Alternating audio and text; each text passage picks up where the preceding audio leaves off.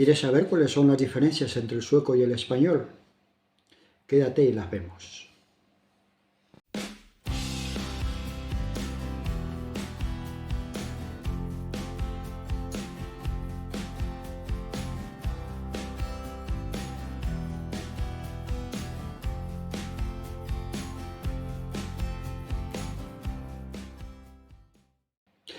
Bien, la pronunciación es la mayor diferencia que yo veo entre el sueco y el español. La verdad es que entre las palabras, las letras que son diferentes y ese tonillo musical que tiene el sueco lo hacen bastante diferente a lo que es el español. Pero ya lo hemos visto, las vocales, ellos tienen 9 vocales cortas, 9 vocales largas y nosotros tenemos 5 nada más, pero ya sabes, lengua, boca.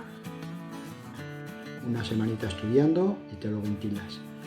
Las consonantes igual, hay algunas que cambian, hay otras que no, que son iguales.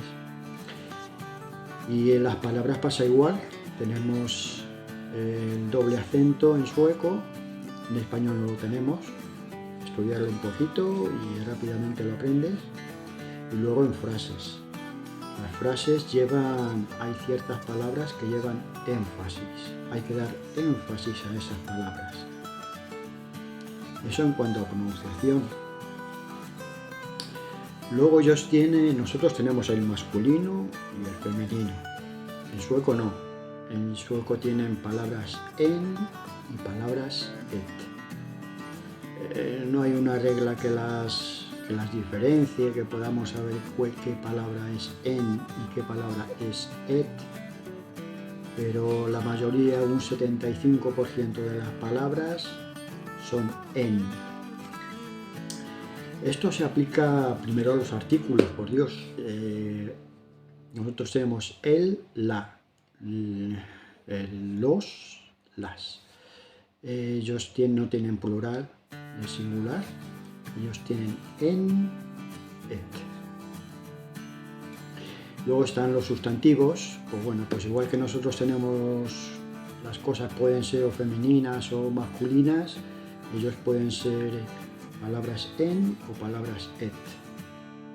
Yo me eché las manos a la cabeza, digo, cuando sepan que los españoles o los hispanohablantes tenemos masculino y femenino para todas las cosas, y se van a echar la mano, estos españoles están locos o qué. No, ellos también tenían su masculino y su femenino, pero lo unificaron en palabras en. Todas las palabras en, eso puede ser otra regla, todas las palabras en se refieren a personas, a oficios de personas, y luego está por otra parte el artículo et, que pertenecen, bueno, ellos lo llaman neutro. Son los sustantivos. Y luego están los adjetivos, que bueno, que van en concordancia con los sustantivos, pero igual que nosotros. Si decimos la casa grande, grande, que es el adjetivo, tiene que ir en concordancia con el sustantivo. Si es plural, plural. Y si es masculino, masculino, o femenino, femenino. Tiene que ser et o en. Y luego están los pronombres. Pronombres es prácticamente como nosotros. Yo, tú, no tienen género, allí tampoco. Yo, tú. Él, ella, ellos también lo tienen. Hun, han. En plural, nosotros si le ponemos género a nosotros, nosotras, ellos no, es vi, tanto para ellos como a ellas. Y en vosotras, vosotros, ellos igual no tienen género, tienen ni. Y para el plural tampoco, tienen dom. Dom vale para ellos y para ellas. Bien, eso es el género. Bueno, en palabras hay algunas diferencias también, vamos a verlas. Ellos tienen la costumbre por decirlo así, o no sé si llamarlo regla gramatical, de unir palabras. Y te vas a encontrar muchas palabras que a lo mejor no conoces. Y resulta que han sido dos palabras que sí conoces, que las han unido y han creado una palabra nueva. Son muy dados a crear este tipo de palabras, que a veces se hacen larguísimas y nos cuesta tanto leer.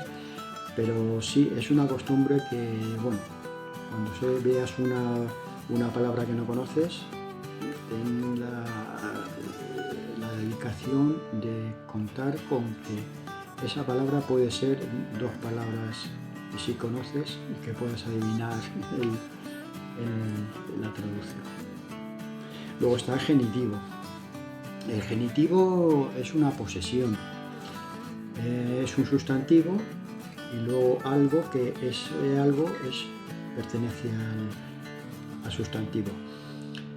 Al sustantivo hay que ponerle una S y cuando lleva una S significa que la palabra que le sigue pertenece al sustantivo.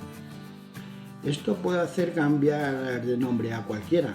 A mí no, porque yo me llamo Carlos, pero si te llamas Ana, sería Anna's Family, la familia de Ana. Te han cambiado el nombre y te han puesto, en vez de llamarte Ana, ahora te llama Annas. Cuando termina en S el nombre, no se añade la S y se supone que bueno, allí hay que entrar en contexto y saber si se refiere a un genitivo o simplemente, bueno, pues es una palabra normal. La determinación. El concepto a mí me costó entenderlo, simplemente en español. No sabía explicar por qué unas veces decimos una semana y otras veces decimos la semana. Bien, la semana, cuando decimos la, se refiere a que tanto tú como yo conocemos esa semana. La semana, esa semana que estuvimos de vacaciones por ahí juntos. Y cuando decimos una semana, bueno, pues es una semana que yo conozco, pero tú no la conoces o no está en contexto todavía. ¿Vale? Cuando es indeterminado, una semana por ahí, se dice en vecka. Y cuando es determinado, dicen veckan. Veckan. La N, el artículo en, lo han puesto al final de la palabra, le han añadido una N y la han puesto todo junto. Esta es la determinación. Varía de si es palabra en a palabra et. Cuando es una palabra et, le ponen al final una T, y cuando es palabra en, le ponen una N. Más o menos, hay unas reglas para eso, ya las veremos más adelante, pero de momento es otra diferencia con el español. El plural nosotros le añadimos una S y Santas Pascuas, o una ES, y se acabó entre el plural y el singular. En sueco tienen varios, hay unas reglas también que veremos más adelante, pero tienen 5 formas de hacer el plural. Cuando se le añade una OR o una AR o una ER, a veces es el mismo singular que plural y otras veces es irregular y sale el solo por donde ellos digan. Las veremos también. El adjetivo siempre va delante del nombre. Nosotros decimos la casa bonita. Casa es el nombre, bonita es el adjetivo. En sueco es al revés. Primero dicen el adjetivo y luego el nombre. La bonita casa. A nosotros nos viene bien, a veces que nos parece un poco cursi y eso, pero poético a lo mejor, pero nosotros solemos decir primero el nombre y luego el adjetivo. En sueco hay que decir primero el adjetivo y luego el nombre. El pronombre posesivo reflexivo, ya lo hemos visto, es un caso especial que tienen en sueco, y es cuando algo pertenece o bien al sujeto o bien al objeto. dependiendo de a quién pertenezca, tienen un pronombre para cada uno. Él limpió su coche en su garaje. Su garaje. Nosotros entendemos que es el garaje de su propio garaje, pero puede ser el garaje de un vecino, de un amigo, lo que sea. Él limpió su coche en su garaje. Ese su en sueco cambiaría, dependiendo de si es el garaje del propio sujeto o bien si es del propio objeto, ¿vale? Esa es otra diferencia con el español, muy pequeñita pero muy interesante. Podemos adivinar de quién es el objeto. Bien, la conjugación de los verbos. La gran diferencia es que ellos no conjugan, es decir, en presente es para, no diferencia personas, si bien tienen pasado, presente y futuro, ya veremos que es un poco raro el futuro, y bueno, ciertos tiempos no tienen una identificación de quién lo hace. Por ejemplo, digo yo como, tú comes. O decir, como, comes. Ya sabemos si es yo o tú. En ellos no, utilizan siempre la misma palabra. Éter es para yo, tú, él, nosotros, vosotros, ellos, para todo. Utilizan siempre el mismo. Entonces, siempre la regla es decir siempre el pronombre. Yo, tú o él. Esa es otra diferencia. En verbos no hay nada más interesante. Lo veremos poquito a poco, sacaremos algunas reglas y ya las veremos también. Luego las frases las que hemos visto, las dos reglas principales que no tenemos en español, que son que el sujeto y el verbo van siempre unidos. Vaya uno delante o detrás, siempre van unidos, sujeto y verbo.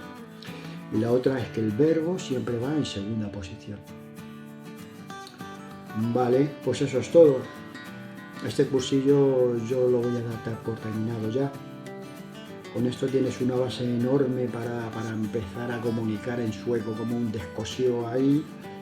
Que te vaya muy bien. Vamos a seguir con ello.